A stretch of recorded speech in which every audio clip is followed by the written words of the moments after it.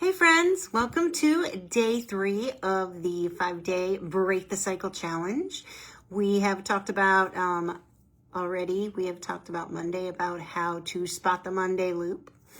Last night we talked about what is triggering us to start over and how we're giving events meaning that we don't need to, right? If we miss one day, that doesn't mean we failed. That doesn't mean we have to start over. So tonight we are actually going to talk about discomfort and how discomfort is not danger. By the end of the training, you will stop treating every uncomfortable feeling as a sign to leave. Okay? So let me ask you a question. Have you ever been excited about something, started making progress, and then suddenly felt doubt, fear, uncertainty, frustration? Maybe you got overwhelmed and immediately started questioning everything. I know I have. Most women think that is a sign that something is wrong. What if it's actually a sign that you're growing? That's a very different thing, isn't it? Let's think about that. Let's think about the moment everything changes. Most women don't leave when things are easy. They leave when things become uncomfortable. We've already been talking about this. If we are posting content and getting no engagement, starting a health journey and we're not seeing results yet, launching something and nobody shows up, setting boundaries but feeling guilty, speaking up and worrying about what people think. I know I can give you personal examples of this myself, right? I've launched this challenge, and unfortunately, I haven't had a lot of people show up. Now, I could have canceled the challenge and decided I was going to start it again at another time and continued to change the date over and over again until it was perfect. But instead, I chose to follow through because even if nobody shows up live, I know that I'm getting experience going live. I'm getting content through these live videos, and there are people coming and watching the videos after. So I am accomplishing things. But if I let discomfort fill me up, I would have just stopped and decided to start over and over and over and over. And who knows when I would have actually maybe done this challenge. So, discomfort is not the problem. It's what we make discomfort mean. That is the problem. So you're seeing kind of a theme here, right? Like last night, the event is not the problem. It's the meaning we give it. It's the movie inside our head that we tell ourselves. Like last night we were talking about, it's the story we tell ourselves about the event. And usually this is based off something that had happened in your childhood. Now, I am not a therapist. I have done dialectical training, like cognitive therapy. It's dialectical therapy through talking. I have done that as well, but I am not a licensed therapist, so please don't take that as me telling you that. I'm just telling you things I have learned through my life, and I do know that things that happen to us in our past affect how we allow things in our present to affect us.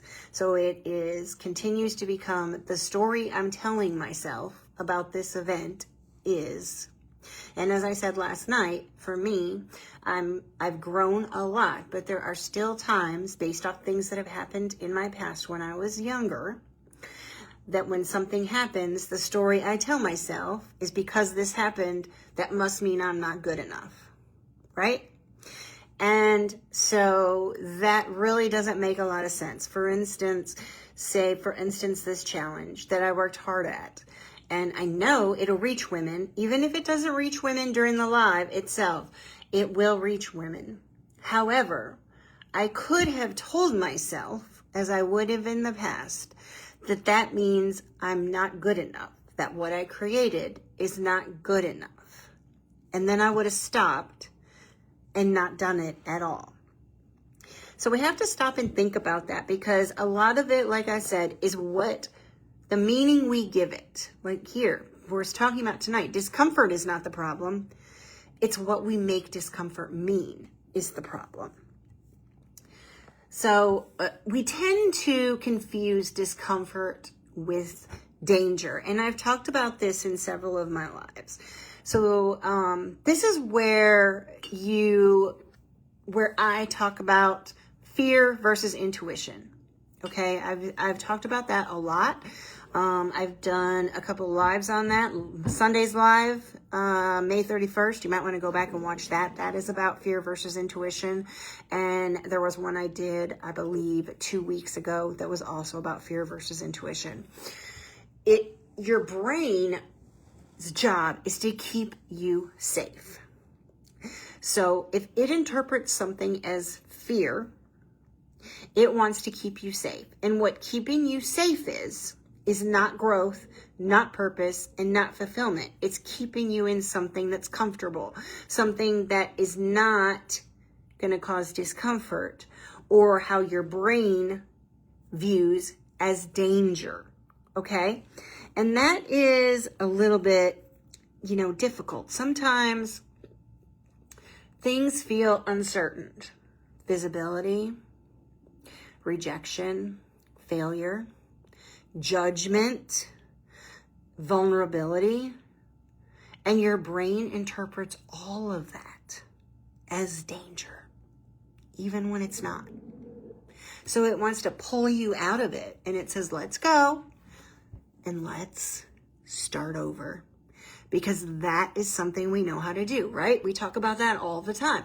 We are professional starter overs. Starter overers. Maybe that's one thing we could say. We're professional starter overers. So that has to do with our brain wanting to keep us comfortable.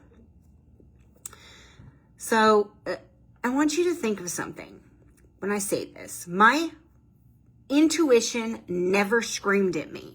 My fear screamed at me. I've talked about this before.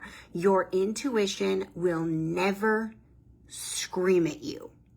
If you feel like something is screaming at you to stop and start over, that is not your intuition. That is fear. Because fear wants relief, and growth requires you to stay. And that could be uncomfortable. Pardon me, I am yawning tonight. Before you restart, ask yourself one question. Is this actually a red flag, or has growth stopped feeling exciting? Because sometimes the business isn't broken, the plan isn't broken, the relationship isn't broken, and the goal isn't broken. You're just in the boring middle, the uncomfortable middle, the uncertain middle. And most women do not need a new plan. You do not need a new plan. You need to stay with the plan long enough to discover what happens next. Staying is a skill. It's a skill you have to refine and learn. And it's something that I have been working hard at since very close to the beginning of the year. And I feel like every day, every week, I become a little more comfortable in the stay. And what I am becoming and able to accomplish, because I've chosen this path, is amazing. Okay? It's really amazing to be able to not start over and over again, and constantly then losing trust with myself. Every time you start over, you lose trust with yourself. Not you, not just you, me, all of us. Every one of us. Every time we start over, we are losing trust in ourselves. That is not a good thing. You want self-trust, and the way you build self-trust is by staying. Staying through the uncomfortable stuff. Staying through the boring middle, the uncertain middle, the uncomfortable middle. Because after a while, it's not as uncomfortable, it's not as uncertain, and it's not as boring because you know what it is, because you've already been there, and you learn skills to get through it. So, nobody taught us how to stay. We were taught how to start. You can go anywhere and find a way to restart, to start over, to get refreshed, to remotivate yourself, to reset your day, to redo your week. Let's do this. We were taught how to get motivated and how to make plans, but nobody taught us what to do when the excitement wears off. Staying isn't a personality trait, it is a skill. Let me say that again. Staying is not a personality trait. Staying is a skill. It's a skill that you have to learn through staying through the uncertain stuff. So let me ask you, where are you currently feeling discomfort? Health, business, relationships, confidence, visibility, boundaries, all of the above? That's okay. What if discomfort does not mean you're on the wrong path? What? Mind blown. What if discomfort does not mean you are on the wrong path?